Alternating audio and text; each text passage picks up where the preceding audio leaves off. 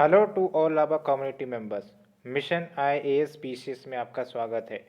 Basically हमने एक पोल conduct करवाई थी 4 दिन पहले। हमने आपको एक ओपिनियन देने की बात कही थी, जिसमें आपको ओपिनियन देने थे कि which topic should I launch for the next video series.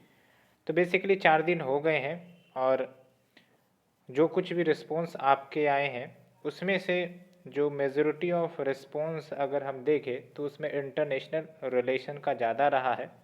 और भी बहुत सारे स्टूडेंट्स पहले भी इंटरनेशनल रिलेशंस को लेकर वीडियो बनाने के बारे में बात कर रहे थे। तो आई थिंक कि इंटरनेशनल रिलेशन के ही टॉपिक को स्टार्ट किया जाए।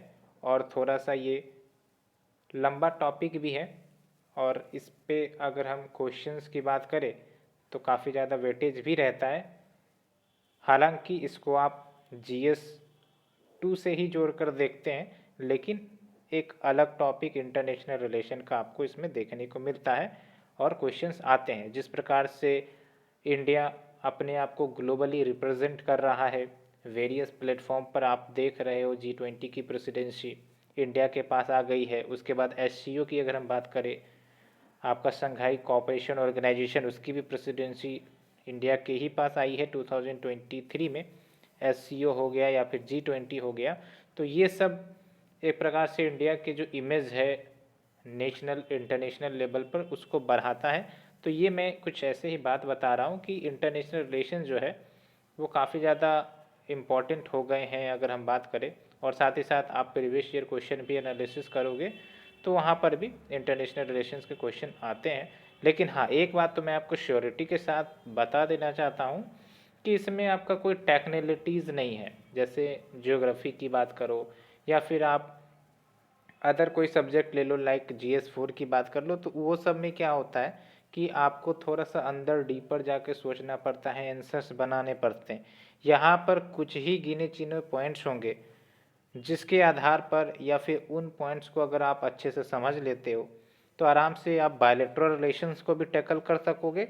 और जो आपके मल्टीलेटरल ऑर्गेनाइजेशंस हैं, जैसे UN की ही बात कर लो, बार बार यूनाइटेड नेशन सिक्योरिटी रिफॉर्म्स की बात चलते रहती है, तो कुछ ही गिने चुने मुद्दे होते हैं और आराम से उसको आप समझ सकते हो। या फिर आप कोई ऑर्गेनाइजेशन की बात कर लो, क्वाड ले लो, या फिर आपका जो अभी रिसेंटली I2U2 बना है उसको ले लो। तो गिने चुने ही मुद्दे हैं जिसमें जैसे 4-5 मुद्दे मैं आपको एक आसान से भाषा में बताता हूँ। भारत किस किस मुद्दे को इंटरनेशनल लेवल पर रखता है, और वही सब मुद्दे आप देखोगे कि भारत बायलैटरल रिलेशंस में भी डिस्कस करने का प्रयास करता है। हाँ, कुछ एक्स्ट्रा पॉइंट आ जाती हैं, जैसे आपका ट्रेड आ गया, इन्वेस्टमेंट आ गया और स्ट्रेटेजिक इंटरेस्ट आ गया। एक और बात, इंडो पैसिफिक या फिर इंडियन ओशियन रीजन ले लो, और चाइना और पाकिस्तान फैक्टर तो रहता ही रहता है। टेररिज्म का मुद्दा जो है रहता ही रहता है। तो ऐसे ऐसे पॉइंट्स को आपको उठाना है जो कॉमन हो और जो हर एक मुद्दे या हर एक समिट में डिस्कस होते ही है। आप ये भी देख लो, G20 में देखो, आपका ये जो फाइनेंशियल क्राइसिस वाला मुद्दा है उस पर भी डिस्कशन हुआ, या फिर जो करंट में इश्यू चल रही है रशिया यूक्रेन वॉर के देख लो, उस पर भी डिस्कशन चला। तो आपको इस प्रकार से ओवरऑल नज़र रखने की ज़रूरत होती है। तो घबराने की ज़रूरत नहीं है। I will tackle the international relation with each. आपको कोई परेशानी नहीं होगी, कोई टेक्निकलिटीज़ आपको पढ़ने या फिर इसमें जाने की ज़रूरत नहीं होगी। सर्टेन हम ऐसा फ्रेमवर्क शुरुआत के लेक्चर में डिस्कस करेंगे। 1-2 लेक्चर आपके लिए काफ़ी इंपॉर्टेंट होगा क्योंकि वो थोड़ा सा हट के होगा। That will not be covered by the magazines जो हम डिस्कस करने वाले हैं। वो हम एक बेसिक फ्रेमवर्क आपको बताएंगे ताकि आप एक ढांचा या स्ट्रक्चर आपके दिमाग में तैयार हो जाए कि जब भी आप इंटरनेशनल रिलेशन को डिस्कस करते हो तो कुछ कौन से एंगल को आपको दिमाग में रखना है और किस प्रकार से आपको डिस्कशन करनी है, ठीक है, या फिर समझना है। ऐसा नहीं कि आप हर एक पॉइंट को रटना शुरू कर दो या फिर ऐसे ही आप पढ़े जा रहे हो, तो वैसे बेनिफिट नहीं होगा। एक पैटर्न होता है, ठीक है, जिससे जैसे कि आप इंडिया और रशिया के रिलेशन को देखते हो तो इंडिया और रशिया के रिलेशन में क्या देखोगे? ट्रेड एंड इकोनॉमी देखोगे, ट्रेड एंड कॉमर्स देखोगे कि कितना ज़्यादा डिपेंड है, ठीक है। और जितना ज़्यादा डिपेंड होगा उतना ज़्यादा इकोनॉमिक रिलेशन हमारा बढ़ेगा, उतना ज़्यादा एक प्रकार से जो फ्रेंडशिप होगी वो और स्ट्रेंथ होगी।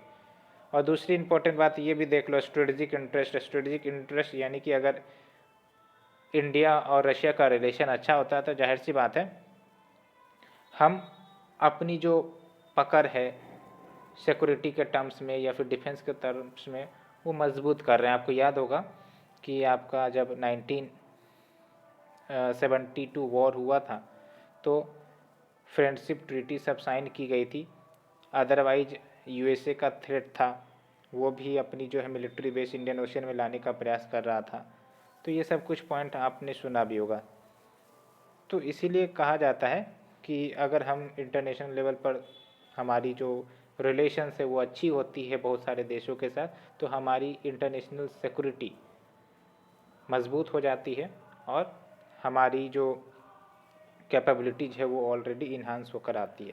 तो ये सब हम देखेंगे एलोंग विथ, ये भी आपने सुना होगा, ये तो हमने देख लिया। डिफेंस में देख लो आप, ठीक है, भारत अच्छा खासा डिफेंस प्रोडक्ट्स इंपोर्ट करता है रशिया से, हालांकि यूएसए से भी काफ़ी ज़्यादा इंपोर्ट करता है, रशिया से भी इंपोर्ट करता है। तो हम रशिया की बात करेंगे तो वहाँ पर डिफेंस रिलेशन भी आ जाएगा, ठीक है, और भी है। तो इन सब मुद्दे को हम डिस्कस करने वाले हैं। तो इस एंगल से आपको देखना होगा। उसी प्रकार से अगर आप मल्टीलेटरल ऑर्गेनाइजेशन की बात कर लो, जैसे एससीओ समिट हुआ, तो एससीओ समिट सब में कौन कौन से भारत मुद्दा डिस्कस करता है? क्लाइमेट चेंज का मुद्दा डिस्कस करता है या फिर टेररिज्म का मुद्दा डिस्कस करता है, और भी है जैसे टेरिटोरियल इंटीग्रिटी, सॉवरेनिटी को प्रोटेक्ट किया जाए, इन सब के मुद्दे हो गए, ठीक है। और आपका जो ग्लोबल सप्लाई चेन रेजिलेंस, ये काफ़ी ज़्यादा मुद्दा डिस्कशन में रहा है, इन सब मुद्दे को डिस्कस किया जाता है। तो इन सब ग्राउंड पर अगर हम देखेंगे, डिस्कशन करेंगे, तो हमारा जो मेन एस्पेक्ट है आंसर राइटिंग का वो कवर हो जाएगा। क्योंकि रिलेशन में हमेशा ये देखते हैं कि भारत के लिए कैसे वो रिलेशन बेनिफिट होगा, या कोई भी एग्रीमेंट होता है तो भारत के लिए कैसे बेनिफिशियल होगा और कैसे भारत की सोसाइटी, इकोनॉमी पर ये पॉजिटिव इम्पैक्ट डालेगा। तब जाके और ज़्यादा क्लियरिटी आती है, तब जाके और ज़्यादा अंडरस्टैंडिंग आपको बनेगी और आप डील कर सकोगे, ठीक है। इवन आपको हिस्टोरिकल नॉलेज थोड़ी सी नहीं पता है कि क्या हमारा इतिहास में रहा है international relation with different country, तो भी चलेगा, लेकिन ओवरऑल जो इम्पोर्टेंट एस्पेक्ट्स है उसको समझना ज़रूरी होता है, ओवरऑल बैकग्राउंड समझना ज़रूरी होता है, ताकि आप एक्शन ले सके इंटरनेशनल रिलेशन के क्वेश्चन पर।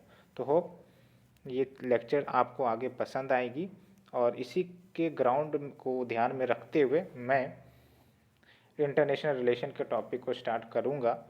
और डेफिनेटली दिसंबर ख़त्म होने के बाद ही, ये तो आपको ही पता है, जनवरी में, यानी कि 1 जनवरी आप तो हॉलीडे मनाओगे ही, उसके बाद 2 जनवरी या 3 जनवरी से हमारी ये लेक्चर सीरीज स्टार्ट होगी और आप उसे ज्वाइन करिएगा। फ्री ऑफ कॉस्ट इनिशिएटिव, ये सारी की सारी इनिशिएटिव मैं फ्री ऑफ कॉस्ट आपको प्रोवाइड कर रहा हूँ। बस आपको शेयर करते रहना है फ्रेंड सर्कल के साथ, और लगे रहना है, जुड़े रहना है, अपनी तैयारी करते रहिए, आगे बढ़ते रहिए और शेयर केयर करते रहिए सबकी, फैमिली की, सबका ध्यान रखिए। सो फ्रेंड्स, बस इतना ही कहना था, आपके ओपिनियन एक्सेप्ट कर लिए गए हैं। उसके बाद हम देखेंगे, वैसे तो ये काफ़ी ज़्यादा लंबा लेक्चर जाएगा, क्योंकि मैगज़ीन की ही बात करें तो 170 पेजेस की मैगज़ीन होती है, लेकिन इस बार इसको हम कंसाइज रखेंगे। उसका कारण भी है कि इसमें टेक्निकलिटीज़ नहीं है, तो ज़्यादा डीप में जाने की ज़रूरत भी नहीं होनी चाहिए, ठीक है। तो होप यू अंडरस्टूड।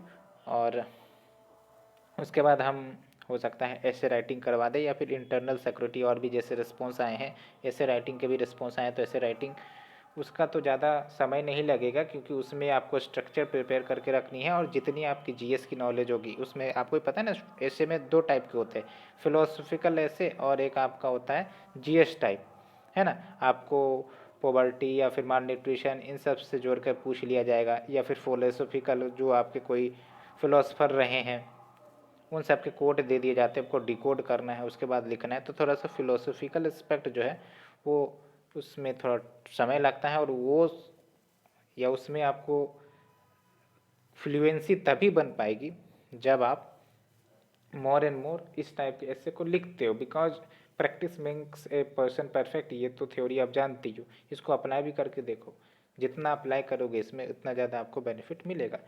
ठीक है, तो इस एस्पेक्ट्स के आधार पर हम आगे डिस्कस कर सकेंगे ऐसे वाले। हालांकि ऐसे का कोई लंबा क्लास चलेगा नहीं, उसमें तो आप आंसर लिख के हमें भेजो धड़ाधड़, हम जो है ग्रुप में डालेंगे और आप सब रिव्यू करना, वो भी ठीक है। और एक और अनाउंसमेंट होगी जनवरी में कि आंसर राइटिंग के लिए एक अलग से प्लेटफॉर्म डाल दिया जाएगा, बना दिया जाएगा टेलीग्राम चैनल पर, ताकि आप सब जो भी हमसे जुड़े हुए हो, आप सब एक दूसरे का आंसर भी रिव्यू करना, क्योंकि क्वेश्चन दिया जाएगा और आप सब रिव्यू करना। ठीक है, एक दूसरे का, तो ऐसे में क्या होगा, नॉलेज भी बढ़ेगा और अल्टीमेटली इंगेज्ड भी रहोगे और मज़ा भी आएगा। तो इस प्रकार से हम कुछ रिफॉर्म्स 2023 में जनवरी में लेने वाले हैं, वो हम आगे आपको प्लान में बताएंगे। ठीक है, तो hope you understood all these points, और इसके बाद हम ऐसे ही सीरीज को कंटिन्यू करने वाले हैं। तो कैसा लगा हमारा इनिशिएटिव, जल्दी से कमेंट में बताइए आप, और आपके अगर कोई अन्य राय है तो आप भी बताना ना भूलें। So friends, thank you very much. मिलते हैं अब हम लोग नए ईयर में नई एनर्जी, नई ऊर्जा के साथ। आप सब भी पूरे जोश के साथ लगे रहिए अपनी प्रिपरेशन में, और जाहिर सी बात है कि जितना आप डेडिकेट करोगे उतनी ज़्यादा पॉजिटिव रिजल्ट्स आप में भी देखने को मिलेगी। एक्शन ही आपके प्रॉब्लम का समाधान है। विदाउट एक्शन, जस्ट थिंकिंग कि सब कुछ हो जाएगा, it will not be possible, it is not going to happen. Take action and be confident about your action what you are taking. Okay friends, thank you very much.